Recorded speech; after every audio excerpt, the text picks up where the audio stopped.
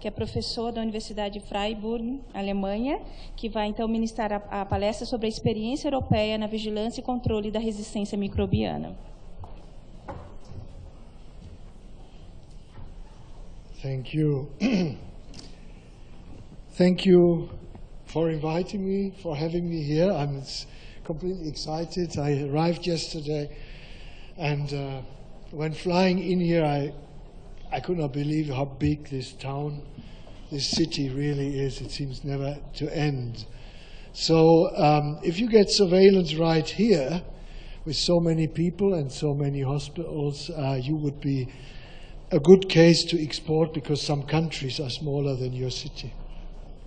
I used to work in the Netherlands, and the Netherlands is just about only three times bigger than Sao Paulo, the city, it's a country. I'm going to present you a little bit just of thinking about surveillance.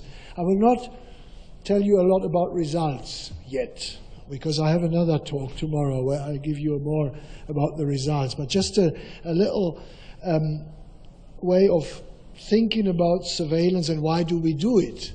You call it vigilanza. This is what I got from my previous speaker. And that means you want to be alert to things that change and you want to respond to it.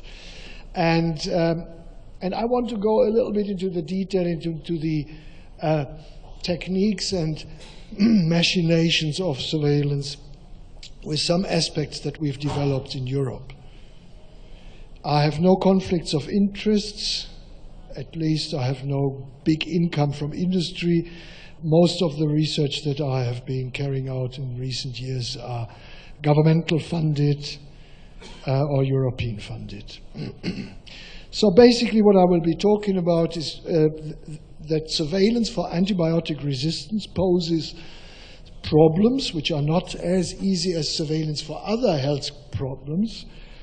We will be talking about what data do we really need in order to inform a good surveillance system.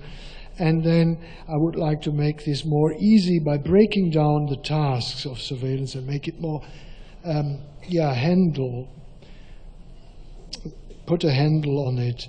So basically, surveillance of antibiotic resistance starts with the definition of surveillance. And this goes all the way back to probably the 1960s, where people started to think about what is actually surveillance about. And I will want to quote here a long sentence, but I cut it short already, from Alexander Langmuir, which became also the definition of surveillance of the Center for Disease Control in Atlanta.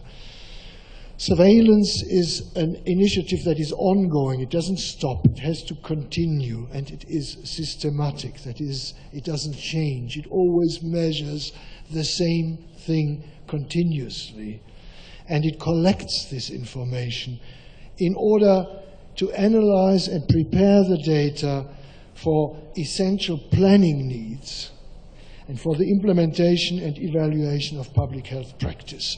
That has nothing to do with antibiotic resistance. You can use this definition for all types of surveillance, be it cancer surveillance, be it surveillance of violence, be it surveillance of road traffic accidents, right? One thing that is necessary if you want to set up a surveillance system, you need to determine what do you want to collect, what type of information. And that is what I have decided to name the operational unit of surveillance. That is what you collect. It needs to be the reality described in numbers.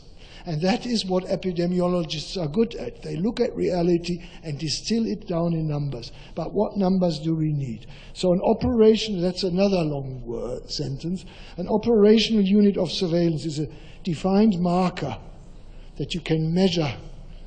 If you talk about the epidemic of diabetes, is maybe the blood glucose level in the morning before breakfast. You can use that as a number. If you talk about the epidemic of obesity, you can use the body mass index as a number. But it needs to be a number because it needs to, and this number needs to relate to a health event or a determinant of future health events. Could be a risk factor, for example. It must be able to be measured in a consistent manner, and be recorded. And after that, it needs to be possible, and this is why it's an operational unit, to be subject to mathematical, to quantifying, to equating, to aligning, and eventually you can tabulate it and make these nice tables that we've already seen from my previous speaker. So you always have to agree on what you want to measure, and that's the OUS. Antimicrobial resistance is unequally more complicated than many health events in populations, because it's not just an accident, it's not just a diagnosis of a malignant process, it is an ecological development, you call it maybe evolution, that interferes between that is an interference between the bacteria that people carry, the patients that carry the bacteria, and the antibiotics that are consumed to treat these bacteria. So in the end, what we really are interested in is actually in the interface of these three different landscapes of antimicrobial resistance. Now, and that makes antibiotic resistance surveillance infinitely more complex than other surveillance systems that exist for other health events. The problem with antibiotic resistance is always when you start setting it up, there are so many people that really want something. And well, I call it the nemesis, because one thing that really doesn't work well is if you are too ambitious, if you strive for perfection, and if you try to do everything to provide data for everybody's needs. The perfect is the enemy of the good. So if you start surveillance systems, don't be too ambitious. That is my message. So what do you then need actually to collect? What data do you want? And that is actually what the people want, what the people that want data really ask you to provide. And these people we call usually stakeholders. So what do the stakeholders need? And first you think a bit about what stakeholders do we have actually. I think the most important stakeholders, and they are frequently left out of the equation, are actually the patients themselves that suffer from infections that we cannot easily treat with the existing antibiotics that we have in the pharmacy. It's the individuals themselves, and it's their next of kin, their loved ones, their family members, that are the most important stakeholders in the whole of the equation, and we often forget about them. Then there are individuals that are indirectly affected by antibiotic resistance. Usually these are the doctors that are actually standing in front of the beds and don't know what they can still do about it. But there are also maybe people higher up in the hierarchy of hospitals that fear for the reputational deficit of a hospital when it becomes known that in that hospital you don't go because it always has problems and it always has outbreaks with certain resistant bacteria. So they need information as well. And eventually there are some professionals which are scientists, researchers. This is also the community of funding bodies that need data, and of course also the corporate industry that is actually called upon to develop new antibiotics. They need data in order to deploy and explore the market and the ability to address the market needs. Having said that, we have different stakeholders, so different demands on data.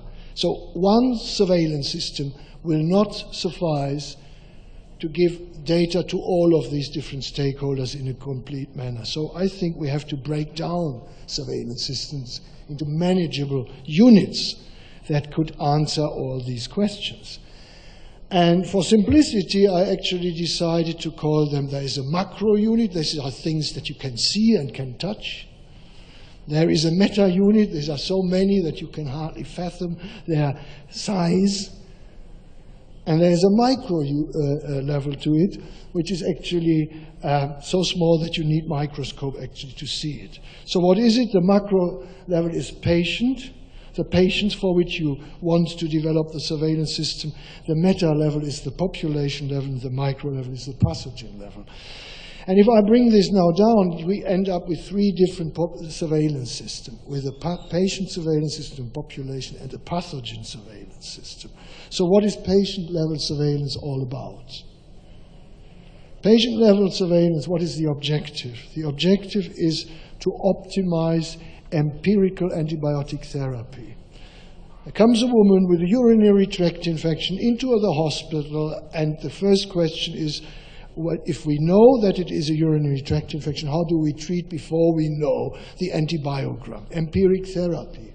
So doctors are very happy if you could provide them with data about the probability that a substance X, call it ciprofloxacin for the time being, what is the probability that ciprofloxacin is going to treat effectively in urinary tract infection that is community acquired in Sao Paulo? What is the probability? Is it 60%? Is it only 15%? Or is it 90%?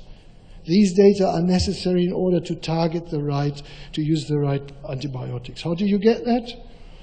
By using local surveillance. You don't need a fancy national surveillance strategy. You just collect the data that you have in your own hospital, because that can be timely, it can be quickly generated and analyzed, and it needs to be syndrome-based. That means it needs to be inclusive. You need all bacteria that cause urinary tract infection. Never mind the Klebsiella and the E. coli. Doctors sometimes don't even understand our jargon when you talk about the etiological agents. Forget it. Just say urinary tract infection, 45% are caused in our hospital by E. coli, 30% by enterococci, 10% by Staphylococcus saprophyticus. You break down their percentage resistance and you weigh the resistance by the etiological fraction that they cause. And that is the metric. So the metric will be a probability or the proportion that you can still treat, or if you put it the other way around, the proportion resistance of all bacteria that cause a single syndrome. Be it a pneumonia, community-acquired, be it a urinary tract infection, be it a hospital-acquired pneumonia, be it a bloodstream infection. These data help treating patients, saving lives. Population-level surveillance is the grand scheme of national surveillance policies, or international. Now, here the objective, this is usually driven by politicians, by ministries and ministers of health, is they want to know what size of a problem are we dealing with? How big is the problem compared to cancer, compared to cardiovascular disease? So they want to get data in order to compare their own constituency, let's say, their own country with a neighboring country. And they want to know, why are we so good or why are we so bad, mainly. What you do in order to inform this surveillance, you don't need to be inclusive, you don't need to include all the pathogens. You select only surrogate pathogens, which are 4, 5, 6, 7. I think in Europe we have now 8.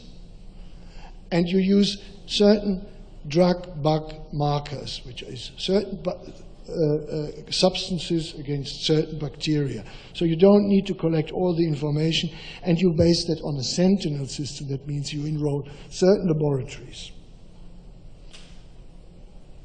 And these laboratories then collect the information, and your metric will be the proportion resistance of this particular indicator pathogen against a certain antibiotic class. And of course, you clean it for copy strains. So this is how the European antimicrobial resistance surveillance system came into being, and I had the honor to lead the system for more than 8 years. And when I gave it up to become part of the European Centre for Disease Prevention and Control, we had 917 laboratories with 1,600 hospitals participating that actually covered had catchment sizes of over 100 million citizens in Europe, which is 1/5 of the European population in 33 countries. This is probably the map, and you'll see all the yellow dots are the sentinel laboratories that provided data. And when the dots are really big and blobby, that is, for example, here in Athens, is simply because we had 16 hospitals that provided data in Athens alone.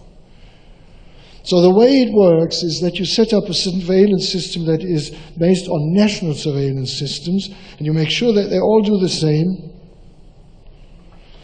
And you have a national data manager, and the national data manager provides then clean data to a central server, and before accepting it, you have a quality control and a plausibility check. And every data that are not plausible, you send back to the national data manager, who cleans the data and then become part of the EAR's national database.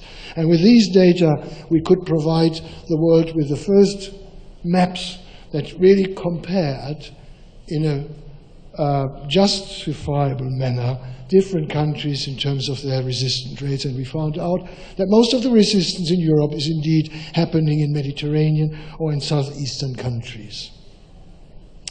This is the final bit of my talk. Will I come back to pathogen level surveillance tomorrow in far more detail? What is pathogen level surveillance all about? The objective is to identify the origin of major bacteria that cause problems in our hospital. You have to find their emergence. When did they emerge? Where did they emerge? From where do they come from? This is very akin to a surveillance system that provides early warning, which we always think surveillance should be, but everything I spoke about before was not early warning. This could be early warning. And it describes the spread of bacteria, not only between people and hospitals, but also across different ecological compartments, be it the environment, the food, the animals. So how much antibiotic resistance do we actually get from food and food animals? So the way to do that is you have to have a laboratory-based surveillance system that on several occasions collect isolates for you. And these isolates, again and again collected during structured surveys, provide you with the data that you then translate into the genetic distance between the different isolates that you collected. And with the genetic distance, you can extrapolate how long two different isolates were already separated from their common ancestor. You can plot that on maps, and you can make a lot of sense and describe how these bacteria spread through populations. We carried out so far 3 structured surveys, 2 about Staphylococcus aureus. I was mainly trying to find out how mRSA spreads through hospitals in Europe, and the last was the survey on carbapenemase producing Enterobacteriaceae, which is called USCAPE, of which I will tell you a lot more tomorrow at 8:30, I believe. So one of the surveys was Staphylococcus aureus, and what you end up is with maps where all the hospitals are mapped that provide data, and then you can, and I don't show you that today, I will show you that tomorrow, with the help of some websites and some good sort of web techniques and tools, really show how different bacteria and how different clones spread through populations at a continental scale through Europe. And that brings me to the end. I have to thank my own team, which are the modelers, Mariano Ciccolini. He's actually from Argentina. He doesn't speak a word of Italian, but as many Argentinians have Italian ancestry, as you know. Cibodonka from the Netherlands, from the ECDC that supported us, the Sanger Center that does all the sequencing, and the UCAS Development Laboratory in Växjö, Sweden, and the United Kingdom Clinical Research Collaboration that paid for the work. And thanks for your attention.